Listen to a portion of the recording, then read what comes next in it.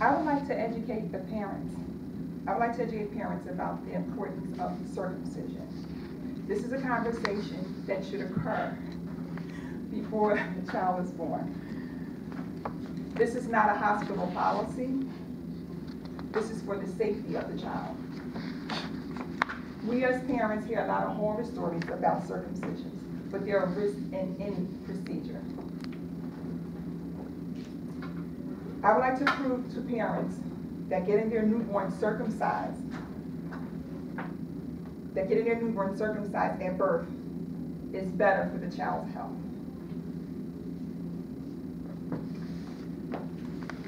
Imagine a newborn in the arms of their parents. Parents loving, cuddling, warm, and you think of protection. Protection meaning no pain, no harm, or anything you want coming to this child. Parents often associate the surgical procedure of circumcision with pain. So a lot of parents do away with circumcision because of the pain they think that it may cause the baby. And because of religious reasons also, but most of the time it's pain.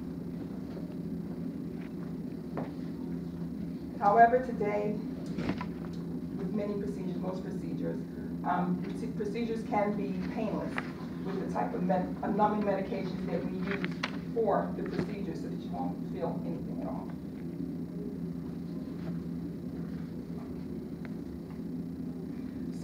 Circumcision is an elective step.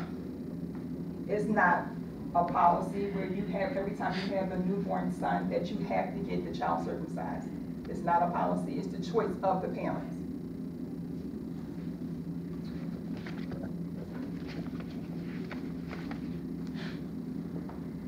It is beneficial to be circumcised at birth in order to prevent various health risks.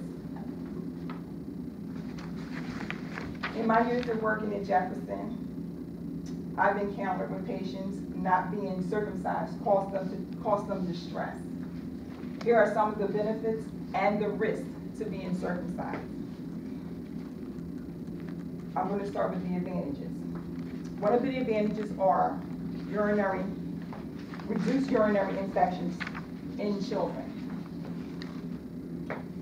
Children have recurring urinary tract infections when they're not circumcised because, you know, when you're potty training little boys are fast. They're running in and out the bathroom, and they have to learn how to really clean themselves.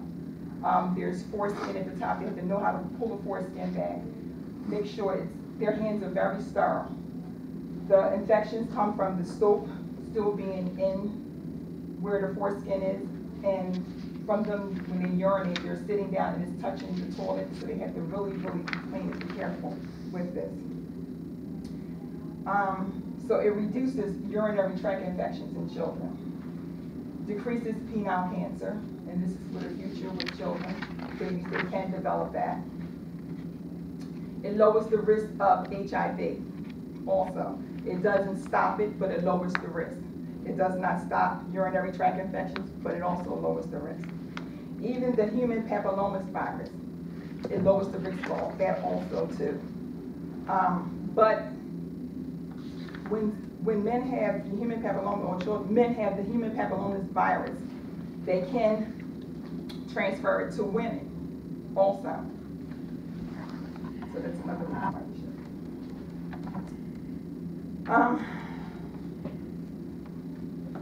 One of the situations that I was in, this is a personal experience that I had encountered. This is a patient that came in at ED, which is erectile dysfunction. He's had a history of this, but I guess he got tired of it. So he says he meets with Dr. Hirsch, this is his specialty, erectile dysfunction. He met with him, and he decided, the doctor offered to him a penile implant. The surgery was done. He went through the post-operative period, everything was fine. But when he got the okay to use this implant, he gave him the green light to go. It malfunctioned, just as he was pumping it up. And this is a true story. He pumped it, it erected, but it wouldn't go down. Which made matters worse was, he wasn't circumcised. So imagine men being erected, all those hours not being able to deflate, and because their foreskin that was on top at the very tip went over top of the head of the penis. So it felt like a rubber band on top of the pain and the pressure and the distress that he was going through already. The situation worsened.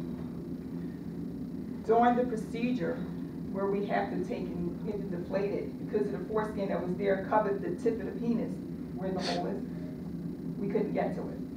So therefore, he had to undergo surgery again, because he wasn't circumcised. The risks with this procedure and with him not being circumcised are, of course, we already know erectile dysfunction, hypospadias, meaning that with the incision at the tip of the penis, the urine, instead of coming out straight through the hole of the penis, it goes downward. So therefore, he'll be urinating like a female, basically. Reoccurring UTIs, you definitely will go through that. Reoccurring UTIs, STDs, and all types of transmitted diseases. You're more prone to all of these diseases because you're not circumcised. Not to say you won't get these diseases, but you're just more prone to getting these diseases because you're not circumcised. In Washington State in 1987, found that immediate post-birth complications occurred at a 0.2% rate in the circumcised babies. In conclusion, circumcision, while not always a comfortable procedure at any age, has many advantages in elder years, prevention of chronic infections, HIV, STDs, and as well as penile cancer are some of the many benefits of circumcision.